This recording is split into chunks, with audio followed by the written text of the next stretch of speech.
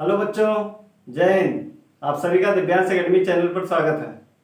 आप लोग कैसे हैं? अच्छे हैं? आशा करते हैं आप लोग अच्छे होंगे।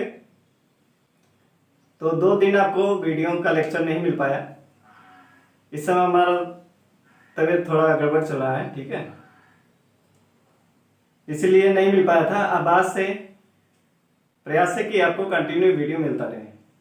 तो आइए, हमारा टॉपिक क्या चल रहा था? संख्या पद्धति, नंबर सिस्टम, ठीक है।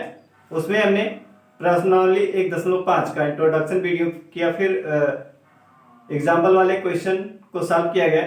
अब आज हम प्रश्नावली 1.5 के क्वेश्चन सॉल्व करेंगे। तो आइए, क्वेश्चन नंबर 1, प्रश्नावली 1.5 का क्वेश्चन नंबर 1 सॉल्व किया जाए। तो क्वेश्चन नंबर 1 है, बताइए नीचे दी गई संख्याओं में कौन कौन परमेय और कौन कौन अपरमेय है।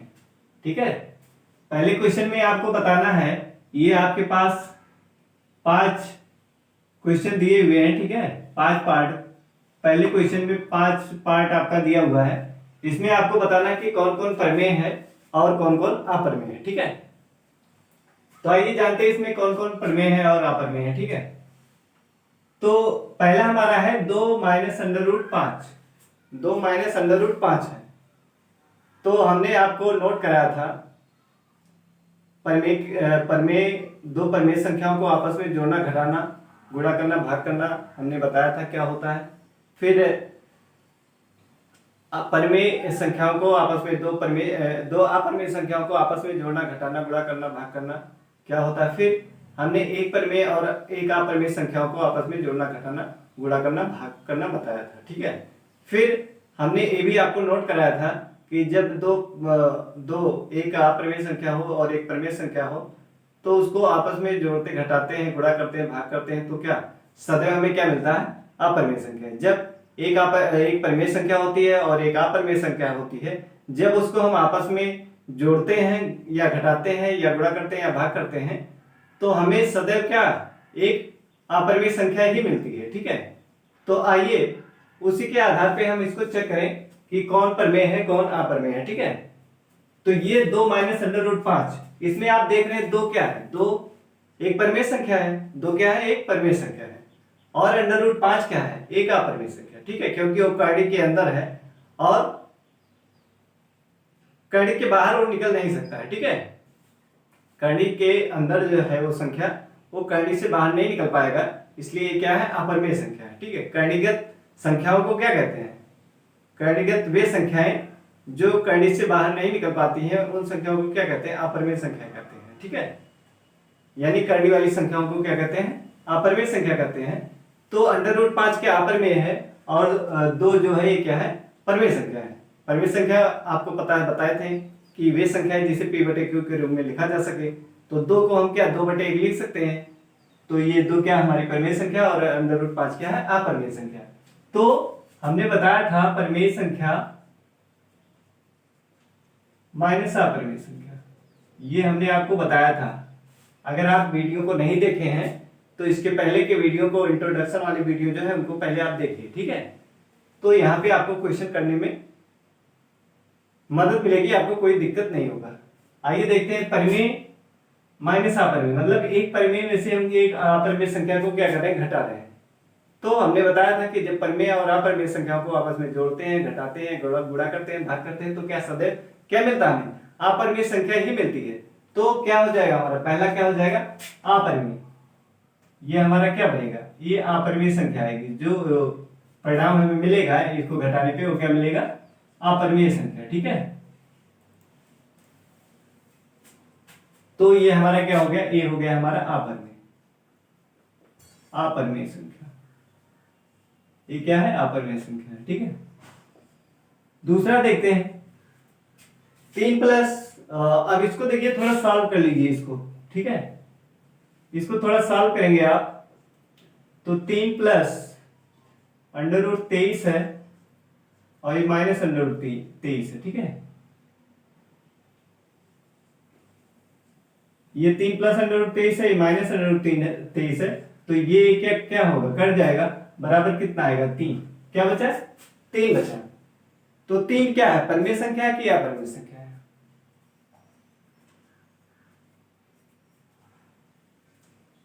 इसको हमने सॉल्व किया, इसको ब्रैकेट से बाहर लिखा और फिर ये -√23 था तो प्लस है और ये माइनस में है तो ये क्या कट गया। अब हमारा बचा क्या 3।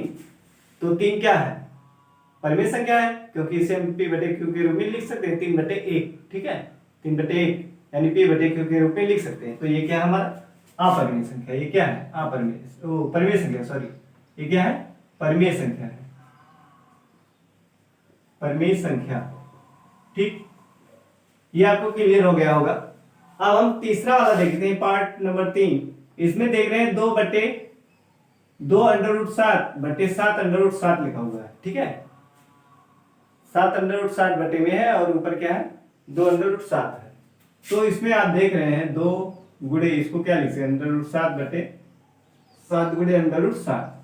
तो इसमें देख रहे हैं √7 क्या कैंसिल हो जाएगा तो क्या आएगा 2/7 आएगा। क्या आएगा 2/7 आएगा। ठीक है, अब इसमें आप देख रहे हैं 2 भी एक परिमेय संख्या है। 2 क्या है एक परिमेय संख्या और 7 भी क्या है एक परिमेय संख्या है। 2 भी एक परिमेय संख्या है और 7 भी एक परिमेय संख्या है। तो हमने बताया था कि जब 2 परिमेय संख्याओं को आपस में जोड़ते हैं तो परिमेय संख्या मिलती है। 2 परिमेय संख्याओं को आपस में घटाते हैं तो भी हमें क्या परिमेय संख्या मिलती है।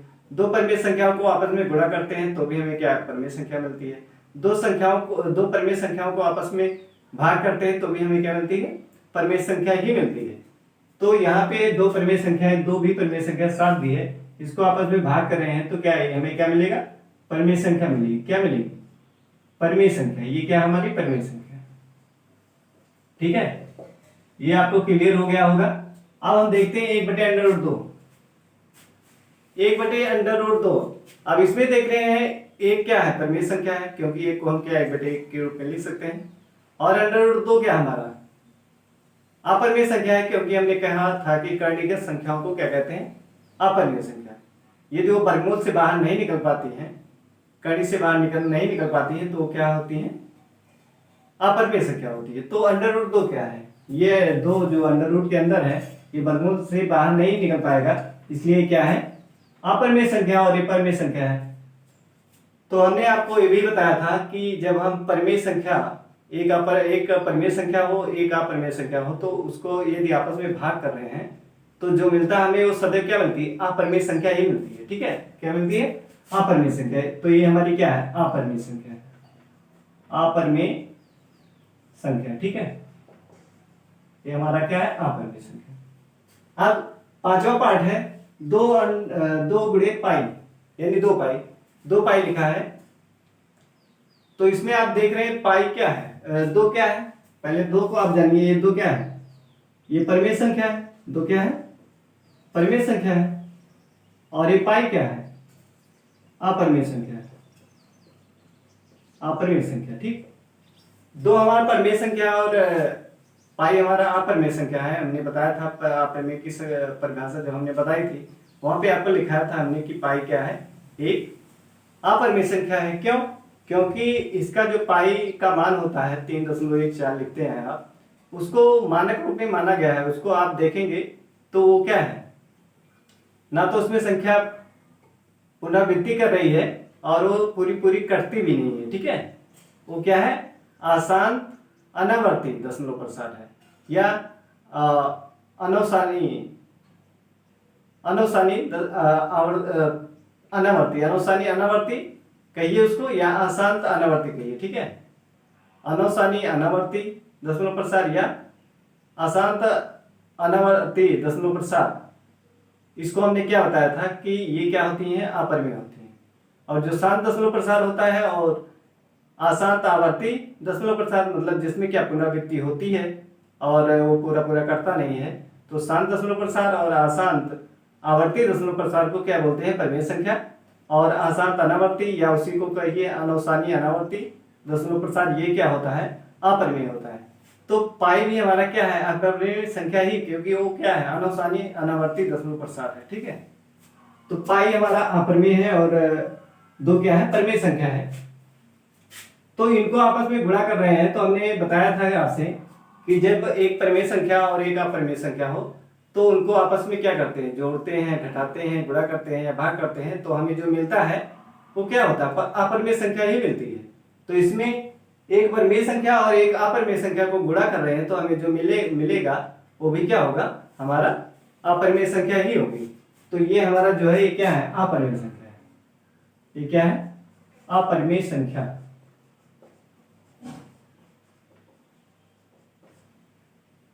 तो पहला क्वेश्चन आपको क्लियर हो गया होगा।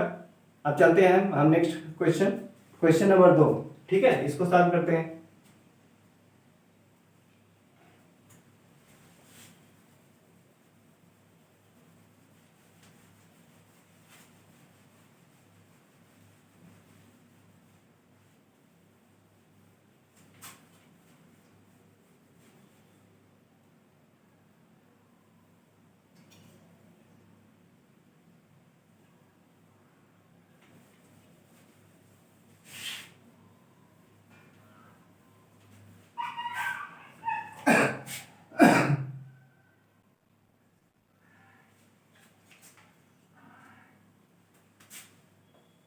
क्वेश्चन नंबर 2 है हमारा, निम्नलिखित व्यंजकों में से प्रत्येक व्यंजन को सरल कीजिए। कह रहा है निम्नलिखित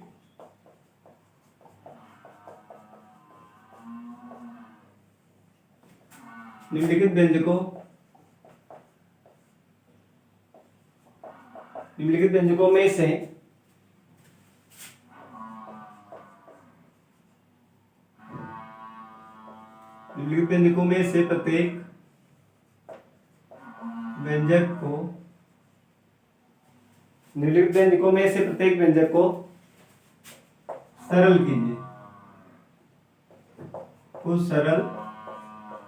कीजिए,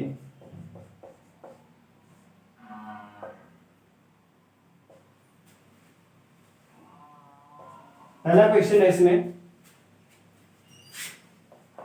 पहला 3 धन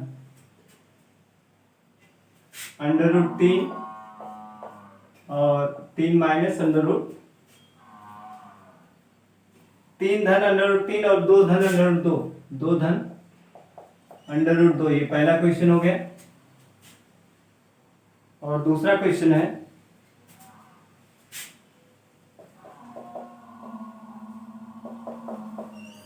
3 प्लस √3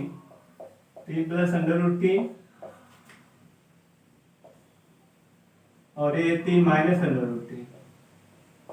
ठीक है,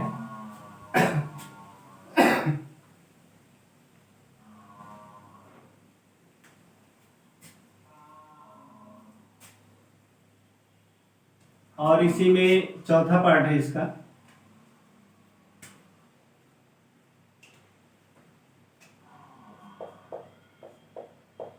तीसरा पार्ट है √5 प्लस √2 का होल स्क्वायर, और चौथा पार्ट है इसका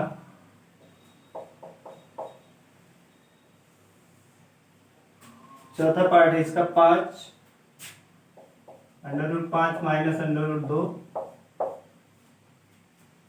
और √5 माइनस प्लस √2। ठीक है, ये 4 पार्ट हैं, इसको आइए सॉल्व किया जाए। तो इसको आप देख रहे हैं, इसमें आपको क्या करना है, 3 प्लस √3 है, ये 2 प्लस √2, तो गुणा कीजिए। पहले तो 3 से 2 में करिए और √2 में गुणा कीजिए। 3 से इसमें करेंगे 3 दूना 6, फिर 3 से √2 में करेंगे तो 3 √2 आ जाएगा। फिर √3 से इसमें कीजिए 2 में, तो कितना 2 √3, फिर इस √3 का इसमें करेंगे तो प्लस हमारा आ जाएगा √3 गुणे √2। ठीक है, तो ये 3 √2 है और ये 2 √3 है, और इसको जब गुणा करेंगे आप, ये भी वर्गमूल के अंदर, ये भी, तो इसको हमें एक वर्गमूल के अंदर कर सकते हैं, 3 गुणे 2। ठीक है, तो गुणा करने पे क्या आएगा, ये आ जाएगा 6 प्लस 3 √2 प्लस 2 √3 प्लस √6, क्या √6। ठीक है, तो इसका आंसर कितना है, ये इसका आंसर हो गया। ठीक है, इसको हमने गुणा किया तो इसका आंसर यही आया, इसका आंसर ये आ गया। ठीक है, अगला क्वेश्चन देखते हैं। ये √6। दूसरा पार्ट देखिए इसका, ये दिया है, इसको आप क्या करेंगे? अब इसमें देख रहे हैं एक में प्लस है 3 प्लस √3 और यहाँ 3 माइनस √3। तो हमने क्या बताया था? आपसे बताया था कि अगर a प्लस √b है, हमने आपको बताया था इस तरीके से, अगर a प्लस b और a माइनस √b इस तरीके से है, सर्वसंख्या हमने आपको बताई थी। तो क्या, जिस पे वर्गमूल नहीं है उसका तो स्क्वायर लिखेंगे, और जिस पे वर्गमूल है उसको क्या लिखेंगे? बिना वर्गमूल के लिख देते हैं। ठीक है, ये किससे होता है? एक फार्मूला आपको पता होगा, a square minus b square बराबर फार्मूला क्या होता है? a माइनस b और एक में a प्लस b। ठीक है, इस फार्मूले से तो यही सर्वसंख्या लगा दीजिए इसमें। 3 जो है उस पे क्या स्क्वायर हो जाएगा, 3 का स्क्वायर, और ये जो अंडर रूट वर्गमूल के अंदर है इसको क्या ऐसे डायरेक्ट 3 लिख सकते हैं। ठीक है, तो ये कितना हो जाएगा? 3 3 का 9 माइनस 3, तो कितना आ जाएगा आंसर इसका? 6 आ जाएगा। कितना आंसर आ जाएगा? 6 इसका आंसर आ गया। ठीक है, अगला क्वेश्चन देखते हैं, पार्ट तीसरा। इसमें क्या है? इसका होल स्क्वायर लिखा हुआ है, √5 धन √2 का क्या लिखा है? स्क्वायर लिखा हुआ है। तो क्या करेंगे इसमें?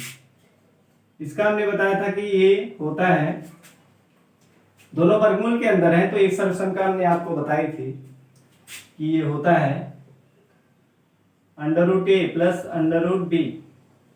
अगर इसका स्क्वायर है तो क्या होता है? ये होता है a प्लस b, ये रहेगा, और जिस पे वर्गमूल है वो बिना वर्गमूल का हो जाएगा। ठीक है, और प्लस यहाँ लिखाए थे 2 √a इंटू √b, इसको हम एक साथ लिख सकते हैं a plus b plus 2 √a into b। ठीक है, इस तरीके से ये सर्वसंख्या हमने बताया था। तो उसके हिसाब से ये क्या बन जाएगा? 5 2 और प्लस 2 √5 गुणे √2 बराबर क्या हो जाएगा?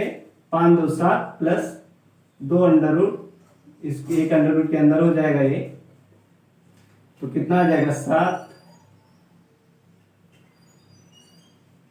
हाँ, तो ये एक √ के अंदर आएगा, तो ये हो गया 7 धन 2 √5 दूना 10। ठीक है, इसका क्या हो गया? आंसर हो गया। इसका क्या हो गया? आंसर हो गया। ठीक है, अगला पार्ट देखते हैं, पांचवा।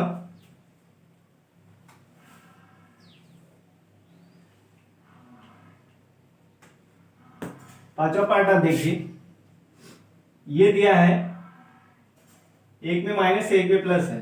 तो हमने सर्वसंख्या एक और बताया था आपको कि अगर √a माइनस √b, एक में इस तरीके से और दूसरे में √a प्लस √b। ठीक, तो इसको हम लिख सकते हैं a माइनस b। अगर इस तरीके से ये सर्वसंख्या हमने बताया था आपसे, तो ये होता है, तो इसको भी हम क्या लिख सकते हैं? 5 का वर्गमूल है और 2 का वर्गमूल है, 5 का वर्गमूल है तो इसको क्या 5 लिख देंगे और इसको 2 लिख देंगे। ठीक है, तो कितना आ जाएगा? घटा देंगे, आ जाएगा 3। इसका आंसर कितना है? 3। तो ये आपको क्वेश्चन क्लियर हो गया होगा। ठीक है, और ये कहां से आता है? ये फार्मूला नहीं, ये स्क्वायर में बी स्क्वायर जानते होंगे आप। एक में होता है a माइनस बी, दूसरे में a प्लस बी। तो एक में माइनस है, दूसरे में प्लस है, तो क्या हो जाएगा? 5 का स्क्वायर √5 का स्क्वायर माइनस √2 का स्क्वायर। तो एक हमने सर्वसंख्या पहला बताया था कि अगर कोई संख्या है उसका स्क्वायर उस वर्गमूल के अंदर है और उसकी घात 2 है, तो क्या बिना वर्गमूल का हो जाएगा? ये भी क्या, इसका वर्गमूल क्या हो जाएगा? इसकी घात 2 है तो वर्गमूल हट जाएगा, तो आ जाएगा कितना? 5 में से 2 गया 3। ठीक है, उसी फार्मूले से ये सर्वसंख्या हमने एक ऐसा लिखा तो आप ऐसे डायरेक्ट ऐसे लिख सकते हैं। ठीक है, आगे चलते हैं।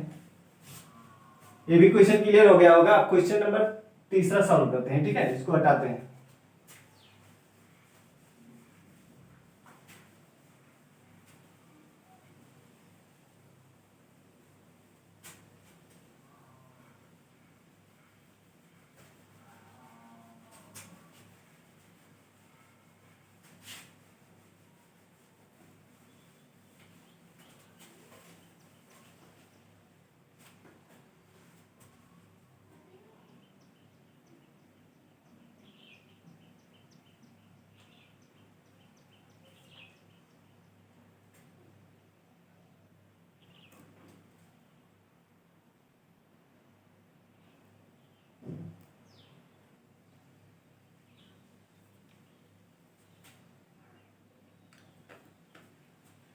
तो क्वेश्चन नंबर तीसरा हमारा कि आपको याद होगा कि पाई को एक वृत्त की परिधि मान लीजिए सी और उसके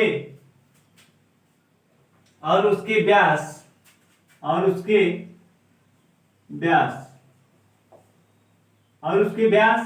मान लीजिए डी के अनुपात से परिभाषित किया जाता है, अर्थात पाई बराबर सी बटे डी है। यह तथ्य का अंतर्विरोध करता हुआ प्रतीत होता है कि पाई अपरिमेय है।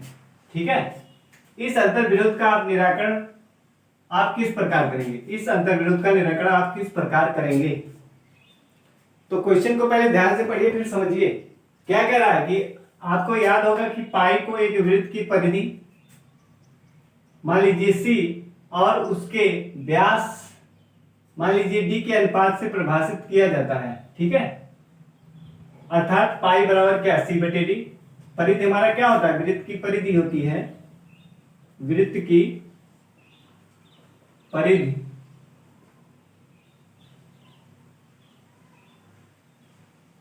परिधि होता है बराबर,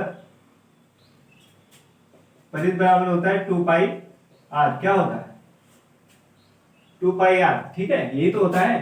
तो ये कह रहा है कि परिधि को, वृत्त की परिधि मान लीजिए सी, इसको हम सी मान लेते हैं, और 2 पाई आर। ठीक, तो इसमें कह रहा था और उसके व्यास डी के अनुपात, तो डी बराबर क्या होता है? 2 आर।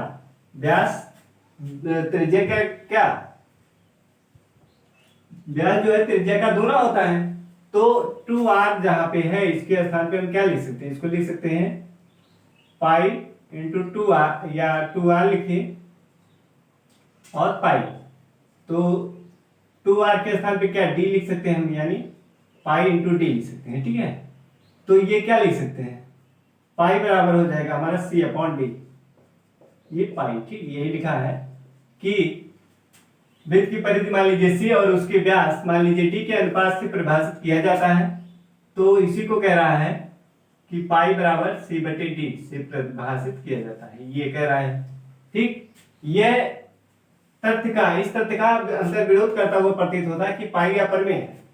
मतलब ये जो अनुपात लिखा है पाई बराबर सी बटे डी, ये सी बटे डी, यह अनुपात इस बात का अंतर्विरोध करता है कि पाई जो है अपरिमेय है। इस तथ्य का क्या अंतर्विरोध करता हुआ प्रतीत होता है। तो कह रहा है कि इस अंतर्विरोध का निराकरण आप किस प्रकार करेंगे? जो ये अंतर्विरोध प्रतीत हो रहा है इसका आप निराकरण किस प्रकार करेंगे कि ये जो अंतर्विरोध है ये अंतर्विरोध नहीं है, इसको आप कैसे, इसका निराकरण बताइए। ठीक है, आपको बताना है। तो आप जानते होंगे किसी स्केल से जब हम किसी लंबाई को मापते हैं, किसी स्केल या किसी अन्य पैमाने से जब उसको मापते हैं, तो वहां पे हम क्या करते हैं? उसका मानक माप लेते हैं। उसका क्या लेते हैं? एक मानक माप, स्टैंडर्ड माप लेते हैं। ठीक है,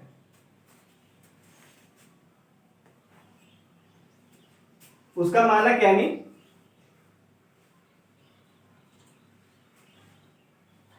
क्या करते हैं? जैसे मान लीजिए आपको मापना है, ठीक है, जैसे आपको मापना है उसका हम लेते हैं सन्निकट। क्या लेते हैं? सन्निकट मान। कोई भी लंबाई आपको मापनी होती है किसी स्केल से या किसी मापक पैमाने से, तो वहां पे आप देखते हैं लंबाई का हम क्या लेते हैं? एक मानक माप। जैसे इसी को मापना है तो हम क्या लिख देते हैं, मान लीजिए 10.2 सेंटीमीटर या इतना मीटर। ठीक है, इतना क्या लिख देते हैं? 10.2 मीटर।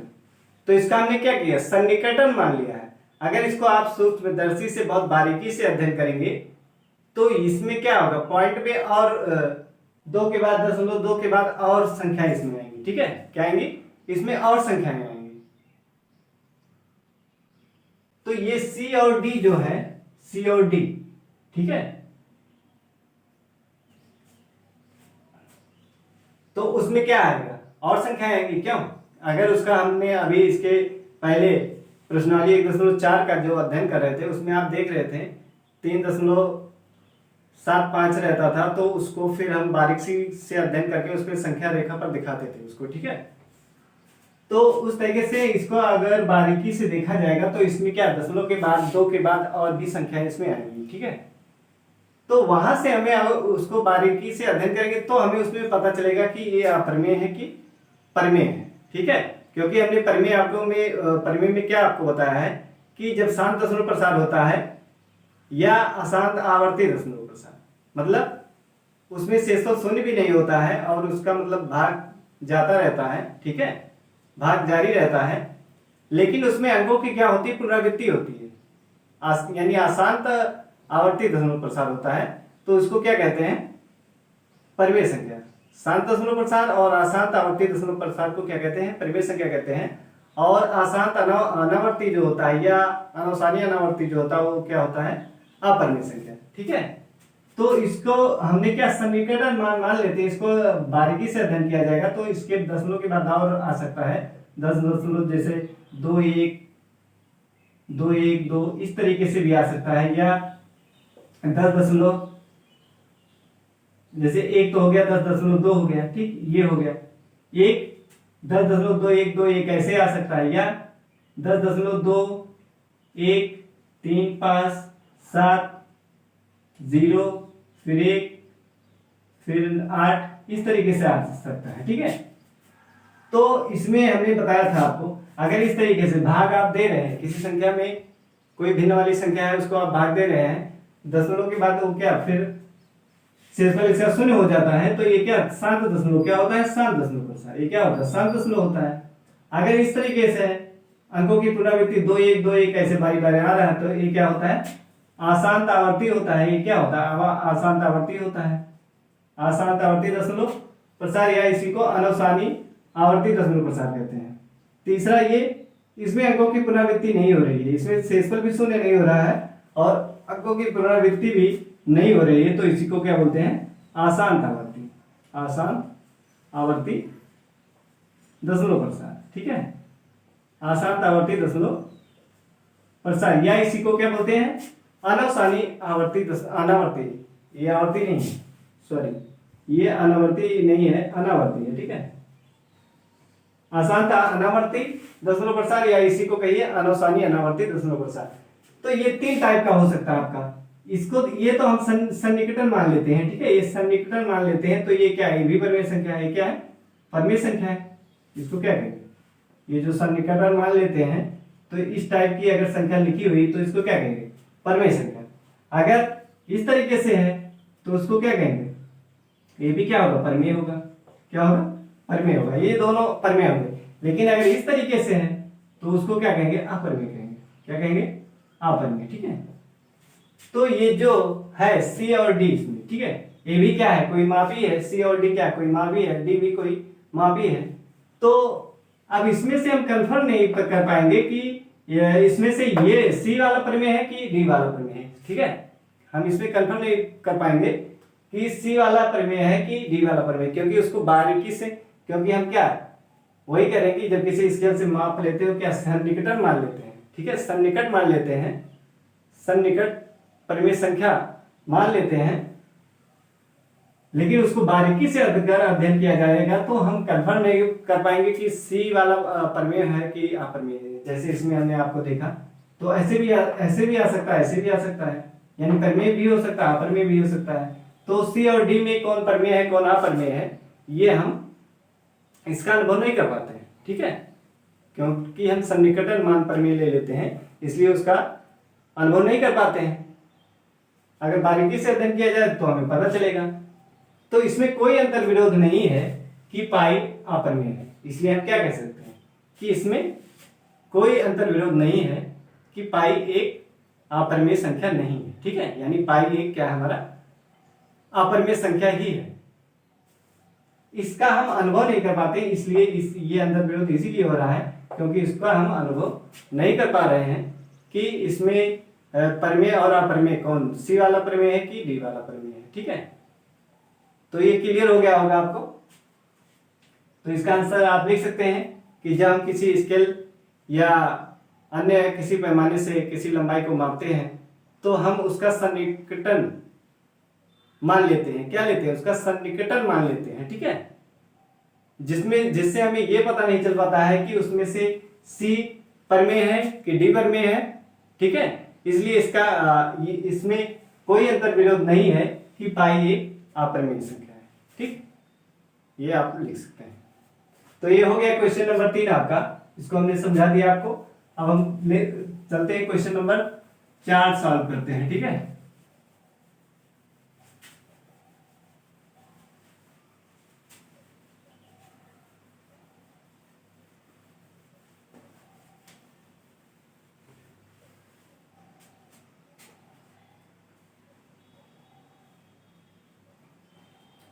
क्वेश्चन नंबर 4 है आपका। क्वेश्चन नंबर 4 को सॉल्व करने से पहले हम देखते हैं, क्योंकि इसमें कह रहा संख्या रेखा पर आपका क्वेश्चन नंबर 4 है, देख लीजिए यहां पे क्वेश्चन नंबर 4 लिखा हुआ है कि संख्या रेखा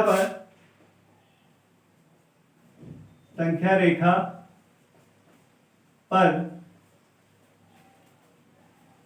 अंडर रूट 9.3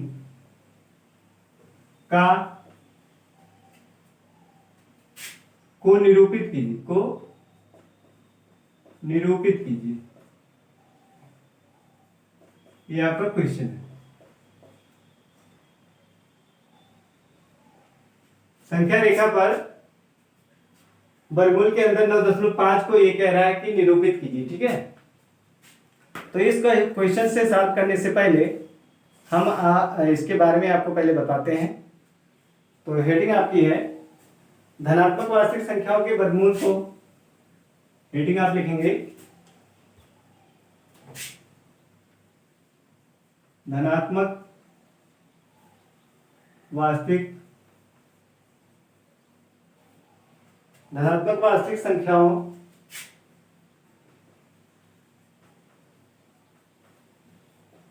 के वर्गमूल, धनात्मक वास्तविक संख्याओं के वर्गमूल को ज्ञात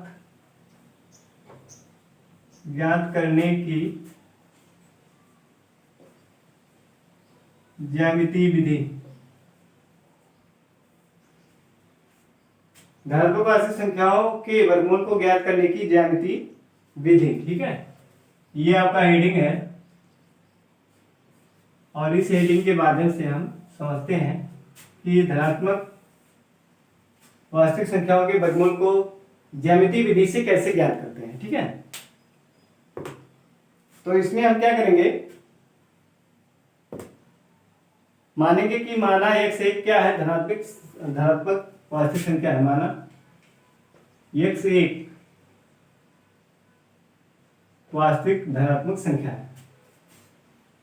यह मान लेते हैं ऐसे कि माना x क्या है, एक धनात्मक संख्या है। ठीक है, माना x क्या है, एक धनात्मक संख्या है। तो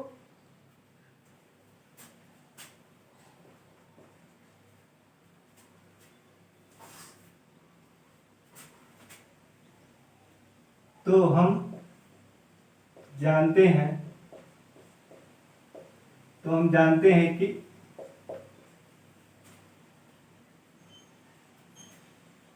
x+1/2 का होल स्क्वायर माइनस x-1/2 का होल स्क्वायर पूरे का वर्गमूल। ठीक है, अब इसको सॉल्व करेंगे आप। ये एक धनात्मक वास्तविक संख्या है, तो हम जानते हैं कि x+1/2 का होल स्क्वायर माइनस x-1/2 का होल स्क्वायर। अब इसको सॉल्व करेंगे आप, x² + 1 + 2x अपान में 4 आएगा, माइनस x² + 1 माइनस 2x अपान 4। ये वर्गमूल के अंदर है। ठीक है, इसका हमने क्या किया, ये घात जो है ऊपर भी आएगा नीचे भी आएगा, x+1 का होल स्क्वायर बनेगा और ये 2 की घात 4 बन जाएगा, तो ऊपर a + b का होल स्क्वायर वाला फार्मूला। ऐसे यहाँ इस पे x-1 का होल स्क्वायर बटे 2 का स्क्वायर, तो x माइनस वन का होल स्क्वायर वाला फार्मूला, और 2 का स्क्वायर क्या 4 होगा। हमने अब देखिए हर बराबर है तो क्या कर देंगे,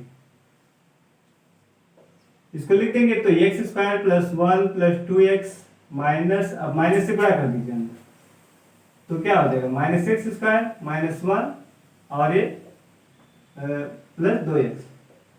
ठीक, अब इसमें देखिए x square minus x square plus 1 minus 1 cut गया। अब इसको जोड़ेंगे तो 2 2 4x बटे 4, वर्गमूल के अंदर 4 4 कटेगा तो क्या आ जाएगा वर्गमूल x। ठीक है, क्या आ गया वर्गमूल x आ गया। तो ये हमने क्या ज्यामितीय विधि से हमने क्या किया, धनात्मक संख्या को ज्यामितीय से इसका हमने वर्गमूल निकालना देखा कि हम इसको ऐसे निकालते हैं। ठीक है, आगे चलते हैं इसमें।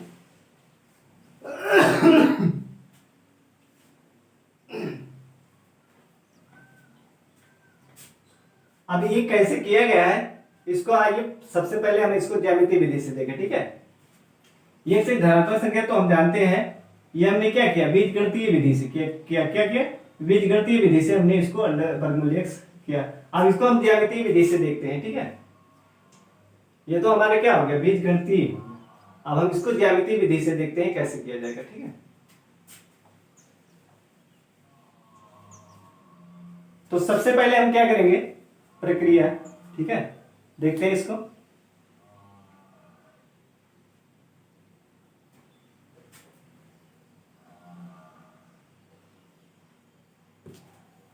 सबसे पहले एक हम संख्या रेखा लेंगे इस तरीके से। ठीक है, एक संख्या रेखा लेंगे और इस पे ये पॉइंट ए और एक पॉइंट क्या लेंगे बी। एक पॉइंट ए है और एक पॉइंट क्या लेंगे बी। ठीक है, एक पॉइंट हमारा हो गया बी।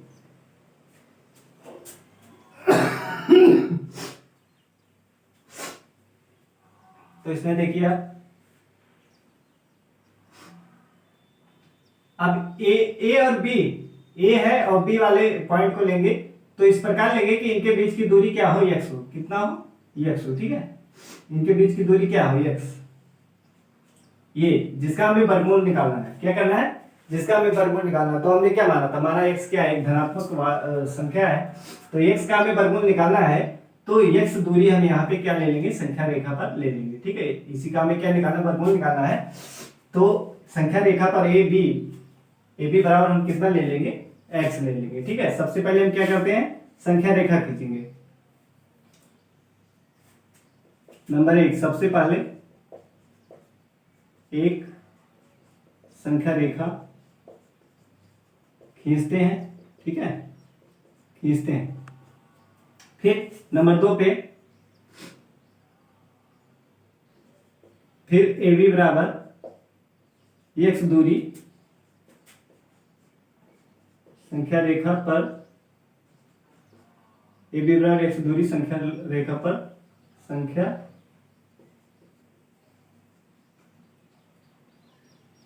रेखा पर लेते हैं। ठीक है, दूसरा ये हो गया। तीसरा आप यहां से बी से संख्या रेखा पर एक इकाई और दूरी ले लेंगे। ठीक है, इसको हम कह देते हैं ये है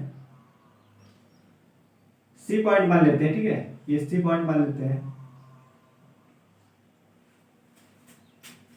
तीसरे नंबर पर बीसी संख्या रेखा पर बीसी बराबर एक इकाई, बीसी बराबर एक इकाई, बीसी बराबर एक इकाई लेते हैं। ठीक है, यहां तक एक भी काम नहीं एक्स लिया, फिर इसके बाद हमने बीसी बराबर कितना लिया एक लिया, यहां से यहां तक हमने कितना लिया एक। ठीक है, ये इसके आगे चलते हैं। अब क्या करेंगे,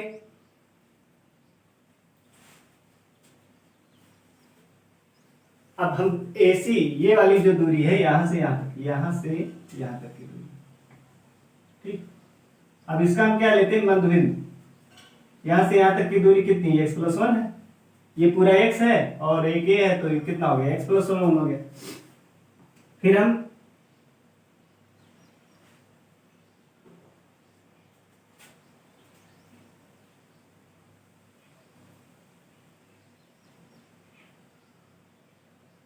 उसके बाद AC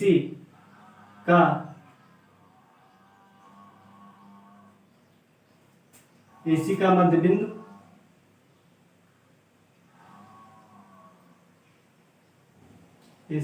बिंदु O लेते हैं। उसके बाद AC का मध्य बिंदु O लेते हैं, ठीक है। तो इस दूरी को क्या करिए, यहां इसका मध्य बिंदु ले लीजिए O यहाँ पे, ठीक है। ये O ये है, इसका मध्य बिंदु क्या है, O। तो हमारा देखेंगे आप, O लेते हैं, इसलिए OA बराबर क्या हो जाएगा, OC के। OA बराबर क्या हो जाएगा, OC के, ठीक है। अब ये वाली दूरी क्या है, इस दूरी के बराबर होगा ना। जब AC का मध्य बिंदु O है तो OA बराबर क्या हो जाएगा, OC के हो जाएगा। आप क्या करेंगे, ये OC वाली दूरी भर के प्रकार में, ठीक है, OC वाली दूरी भर के क्या करेंगे, एक वृत्त खींचते हो। उसके बाद OC दूरी प्रकार में भरकर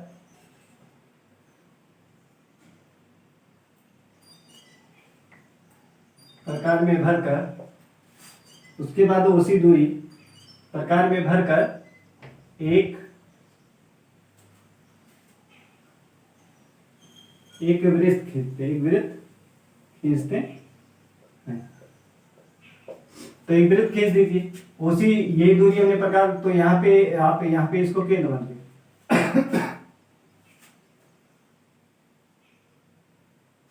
OC दूरी प्रकार में भरकर बिंदु O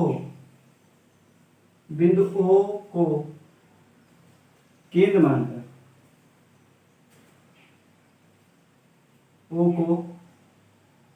बिंदु O को केंद्र मानकर वृत्त खींचते हैं। तो OC दूरी हमने लिया, ठीक है। OC दूरी प्रकार में भरकर बिंदु O को केंद्र मानकर एक वृत्त खींचते हैं। तब ये दूरी हमने क्या, अब यहाँ पे रखेंगे प्रकार का नोक और ये पेंसिल, ऐसे क्या करेंगे, एक वृत्त खींचेंगे इस तरीके से, ठीक है। ऐसे क्या करेंगे, एक वृत्त खींचेंगे ऐसे, ठीक है। तो यहीं तक हम इसको रहने देते हैं, ठीक। इसको आगे बढ़ाएंगे तो ऐसे नीचे जाएगा, तो पूरा हमें बनाने की जरूरत नहीं वृत्त को, यहां तक हम इसको ऐसे कर देंगे, ठीक है। तो ये बन गया, क्योंकि OC और OA क्या बराबर है, इसलिए ऐसे जब बनाएंगे तो क्या, ये बिंदु A पर आएगा। तो ये बन गया हमारा, ठीक है। अब क्या करेंगे, अब यहां B बिंदु से हम क्या करेंगे, एक लंब खींचेंगे। यहां से क्या करेंगे, अब एक लंबवत रेखा हम खींचेंगे यहां से, ठीक है। तो यहां से आप एक क्या करिए, चांदी की सहायता से एक लंबवत रेखा खींच दीजिए, ठीक है। तो इसको ऐसे खींच दीजिए लंबवत रेखा इस तरीके। तो लिखेंगे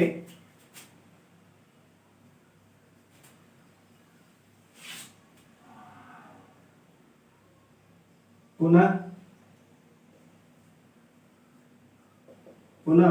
हम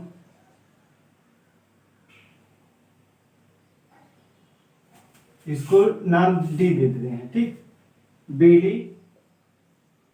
लंब AC खींचते हैं।